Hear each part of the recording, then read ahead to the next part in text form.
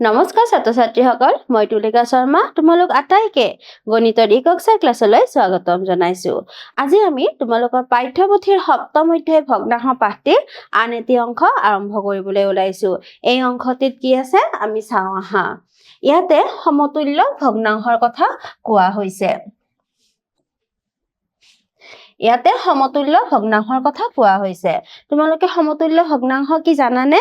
নিশ্চয় প্ৰথম শুনিছা, গতিকে আমি চাওঁ আহা। ইয়াতে দেখিছানে, ইয়াতে 4টা বৃত্ত দিয়া হৈছে। ইয়াতে আমি যদি কেৱল বৃত্ত কেইটা চাওঁ, তোমালোকে মাইণ্ড কৰাচোন, গোটেই কেইটাতে কি হৈছে, বৃত্তটোৰ আধা অংশ কি কৰা হৈছে, ৰং কৰা হৈছে। কিন্তু আমি যদি বৃত্ত কেইটা ভালদৰে চাওঁ, আমি কি দেখিছো যে ইয়াত দুটা অংশ, ইয়াৰ 4টা অংশ, দুটা অংশ, আকৌ ইয়াৰে আমাৰ কেইটা অংশ কৰা আছে, 8টা অংশ, 4টা অংশ কৰা আছে। আৰু ইয়াতে আমাৰ 1 2 3 4 5 6 7 8 16টাৰ 8টা অংশ কৰা আছে। গতিকে আমি এই চিত্ৰকেইটা চাই কি ক'ব পাৰো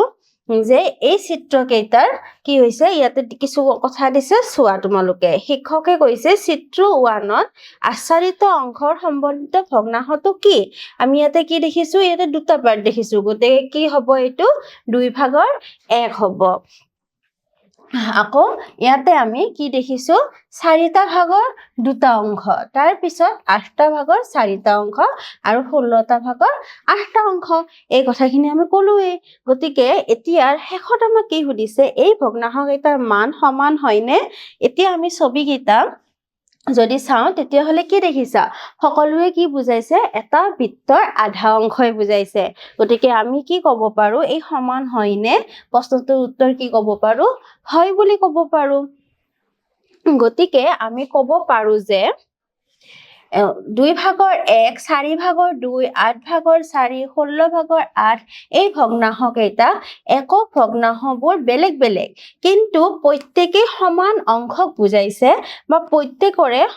মানবোৰ সমান হয়। এনেকুৱা ভগ্নাংশবোৰকে কি বুলি কোৱা হয়, সমতুল্য ভগ্নাংশ বুলি কোৱা হয়। তোমালোকে এইটো কথা মনত ৰাখিবা যে ভগ্নাংশবোৰ দেখিবলৈ বা ইয়াৰ মানবোৰ বেলেগ বেলেগ, কিন্তু সি যিখিনি পৰিমাণ বুজাইছে সেইখিনি কি বুজাইছে, সমান বুজাইছে। গতিকে সেনেকুৱা ভগ্নাংশক কি বুলি কোৱা হয়, সমতুল্য ভগ্নাংশ। এতিয়া আমি তোমালোকৰ পাঠ্যপুথিৰ কৰি চাওঁ আহা। 7.10ত কি আছে কৰো আহা।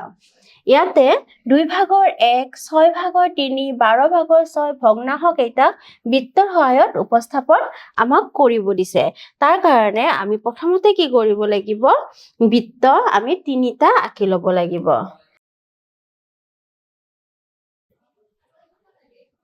এইটো এটা, তাৰ পিছত আমি আকৌ এটা বৃত্ত আঁকি লওঁ। এইটো এটা, তাত আমি আকৌ এটা বৃত্ত আঁকি লওঁ। এইটো বৃত্ত আমি ইয়াতে আনি লৈছো। তাৰ পিছত আমি কি কৰিম, ইয়াক আমি 2/1 অংশ আমি কৰিব চেষ্টা কৰিম। তাক আমি আধা কৰিছো। গতিকে এইটো আমি কৰিছো। তাৰ পিছত আমাক ইয়াক 6 ভাগ কৰিব দিছে। 6 ভাগ কৰিব দিলে আমি কি কৰিব লাগিব, প্ৰথমতে আমি এইটো কৰিছো, তাৰ পিছত আমি ইয়াৰ পৰা এডাল ইয়ালৈ আঁকি লৈছো, তাৰপিছত আমি ইয়াৰ পৰা এডাল ইয়াতে আঁকি লৈছো। তাৰপিছত আমাক এইবাৰ কি কৰিব দিছে, 12 ভাগ কৰিব দিছে।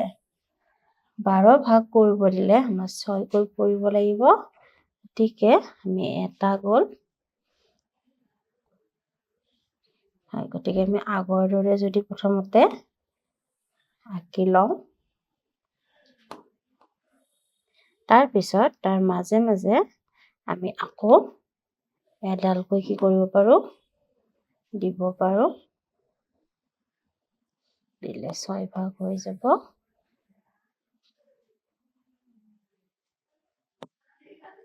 এইটো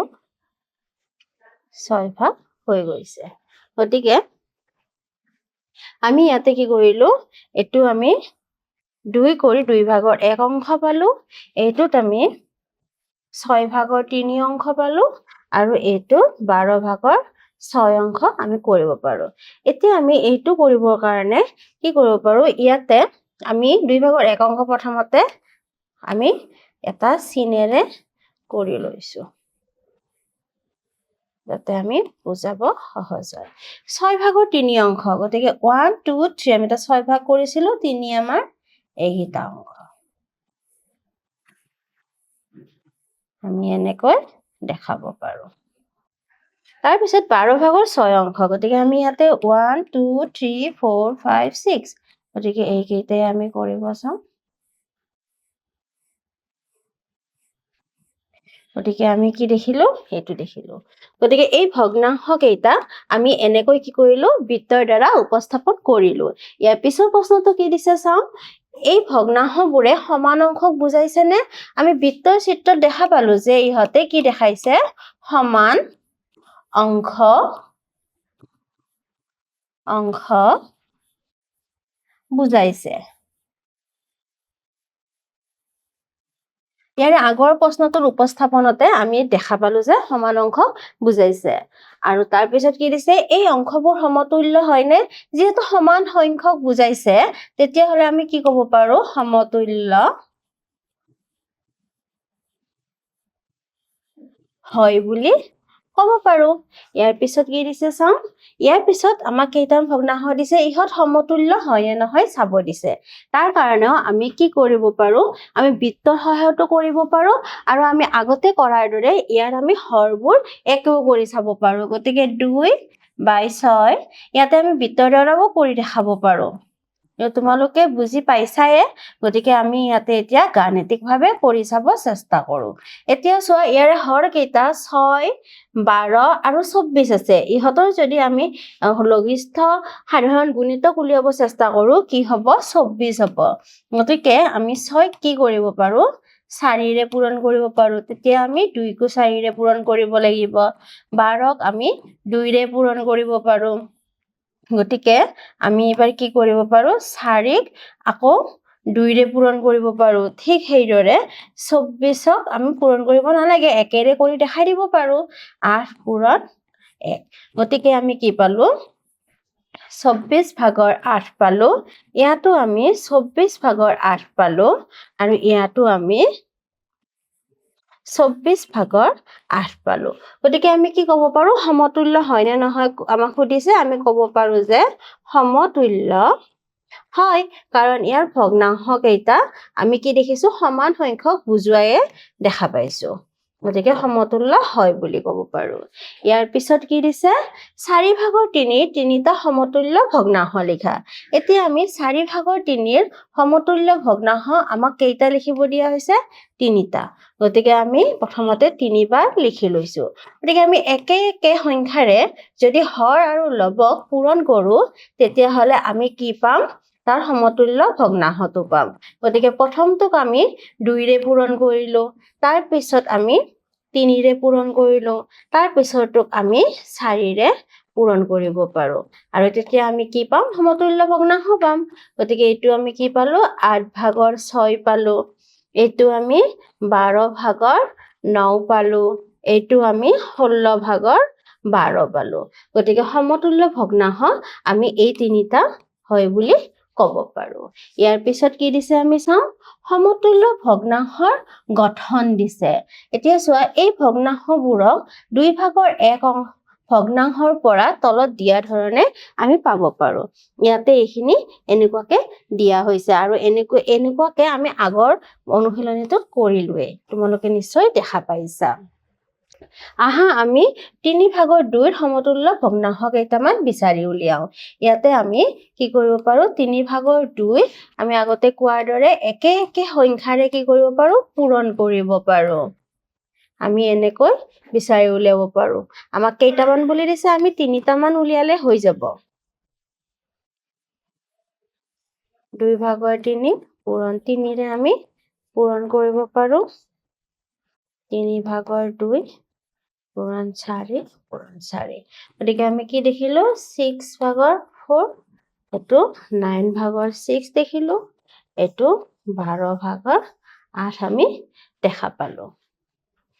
ইয়াৰ পিছত আমি তোমালোকৰ পাঠ্যপুথি কৰি চাও হা 7.11ত কি আছে চাও আহা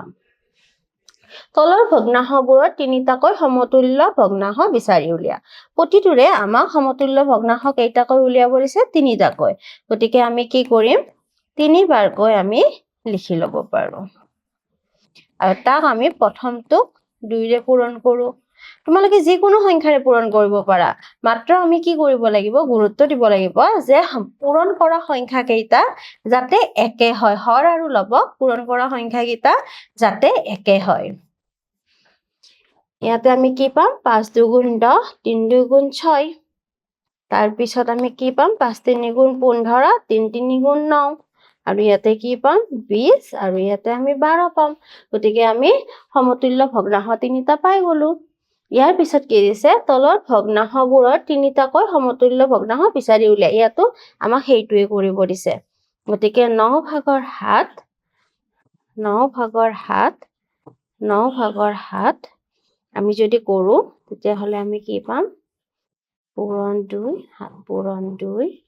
আমি পাম 18 ভাগৰ 14 এবাৰ যদি আমি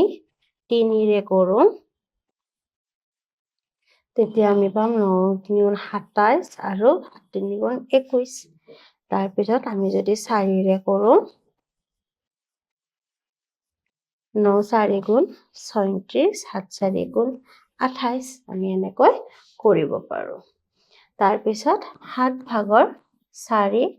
আমি তিনিটা উলিয়াম 7 ভাগৰ 4 7 ভাগৰ 4 তাক যদি কৰো 7 পূৰণ 2 4 পূৰণ 2 আমি পাম 8 আৰু তলটো পাম 14 এবাৰ যদি আমি 3 ৰে কৰো আমি 3 ৰে কৰিলে কি পাম ওপৰটো 12 পাম তলটো 21 পাম এইবাৰ আমি যদি 4 ৰে কৰো তেতিয়া আমি কি পাম ওপৰটো 16 পাম তলটো আমি 28 পাম তাৰ পিছত কি দিছে 8 ভাগৰ 5 এইটোক আমি প্ৰথমতে 2 ৰে কৰো আমি কি পাম 16 ভাগৰ 10 পাম তাৰ পিছত 8 ভাগৰ 5ক আমি 3 ৰে কৰো 8 3 গুণ 24 5 3 গুণ 15 পাম তাৰ পিছত 8 ভাগৰ 5ক আমি 4 ৰে কৰো 4 ৰে কৰি 8 4 গুণ 32 আৰু 5 4 গুণ আমি 20 পাম গতিকে আমি এনেকুৱাকে কৰিব পাৰো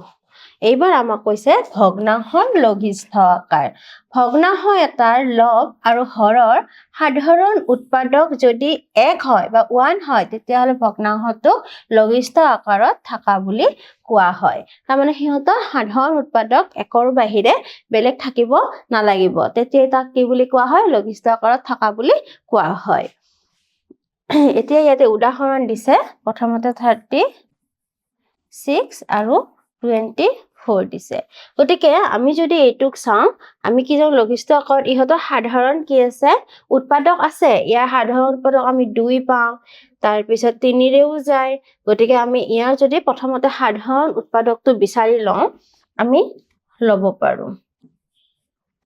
আমি এটা এটা কৈও হৰণ কৰিব পাৰো কিন্তু আমি এনেকুৱাকে লব পাৰো 36 আমি যদি হৰণ কৰি চাওঁ 2 ৰে এটুক যাব আমাৰ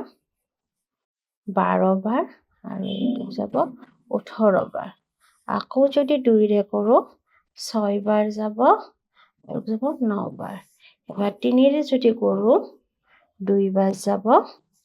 আৰু 3 বাৰ গতিকে আমি ইয়াৰ কি পালো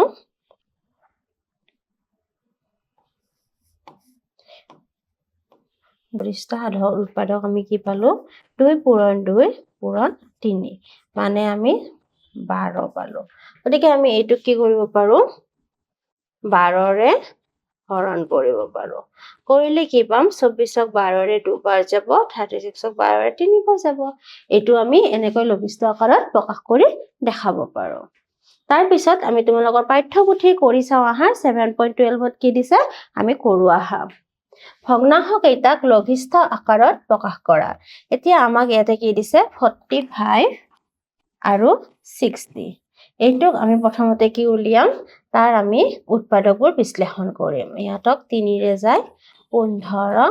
আৰু 20 হয় আৰু ইহঁতক কিহেৰে যাব 5ৰে যাব 5 3 গুণ 15 5 4 গুণ 20 হয় এটো আমি কৰি চালো গতিকে আমি দেখিলো যে 45 আৰু 60 আমি এবাৰ 3 এবাৰ 5ৰে হৰণ কৰি চাব পাৰো বা আমি 3 আৰু 5 দুটা পূৰণ কৰি 15ৰেও কি কৰিব পাৰো হৰণ কৰিব পাৰো যদি আমি কৰো তেতিয়াহলে কি পাম আমি কি দেখিছো 3 বাৰ হৈছে আৰু ইয়াতে 4 বাৰ গতিকে এনেকৈ আমি লঘিষ্ঠ আকাৰত প্ৰকাশ কৰিব পাৰো ইয়াৰ পিছত আমি কি দেখিছো 90 আৰু 150 ইহঁতক আমি 5ৰে প্ৰথমতে কৰিব পাৰো 5ৰে একবাৰ 40 8 বাৰ 5ৰে 3 বাৰ 0 বাৰ আকৌ ইহঁতক কিহেৰে যাব 3ৰে যাব 6 3 গুণ 18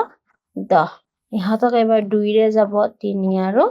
5 গতিকে আমি এটো দেখিলো 5ৰে 3ৰে 2ৰে পিঠকে কৰিব পাৰো আৰু আমি একেলগেও কি কৰিব পাৰো হৰণটো কৰি দেখাব পাৰো 5 3 গুণ 15 15 গুণ 30 গতিকে আমি 30ৰে যদি হৰণ কৰো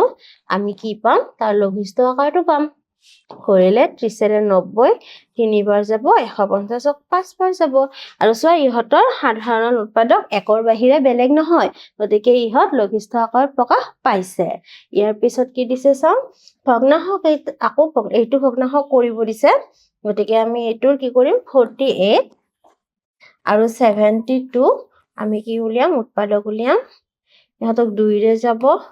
24 2ৰে যাব 36 আকৌ 2ৰে যাব 12 2ৰে 18 আকৌ 2ৰে যাব 6 9 এইবাৰ 3ৰে যাব 3ৰে 2 বাৰ আৰু 3 বাৰ গতিকে আমি পালো কি 2 পূৰণ 2 পূৰণ 2 মানে 12ৰে যাব গতিকে 48ক আমি হৰণ গতিকে আমি দেখা পালো এটো কিমান পালো 2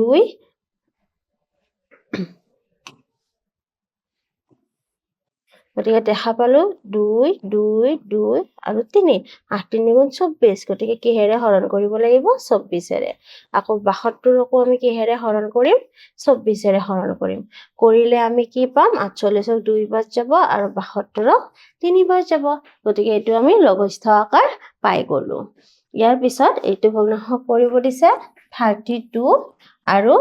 80 হয় গতিকে এটোক আমি 2ৰে যদি কৰো কি হ'ব 16 হ'ব 2ৰে কৰিলে 40 হ'ব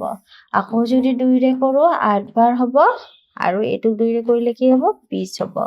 আকৌ যদি 2ৰে কৰো 4 বাৰ হ'ব এটো 10 বাৰ হ'ব আকৌ যদি 2ৰে কৰো 2 হ'ব 5 হ'ব তাৰ মানে আমি কি পালো 8 2 গুণ 16 গতিকে আমি কিহেৰে হৰণ কৰিব পাৰো 16ৰে হৰণ কৰিব পাৰো 80কো আমি 16ৰে হৰণ কৰিলো 32ক 16ৰে 2 বাৰ যাব 80 কিমান বাৰ যাব 5 বাৰ যাব ইয়াৰ পিছত কি দিছে 120 আৰু 465 ইহঁতক আমি 5ৰে হৰণ কৰি চাব পাৰো 5ৰে 2 বাৰ 20 হলে 4 বাৰ 5ৰে 9 বাৰ 15 হলে 3 বাৰ এবাৰ ইহঁতক 3ৰে যাব 3ৰে গলে 8 বাৰ 3ৰে 3 আৰু 1 বাৰ গতিকে আমি ইহঁতক কিহেৰে হৰণ কৰিব পাৰো আমি দেখিলো 5 আৰু 3 গতিকে 5 3 গুণ 15 আৰু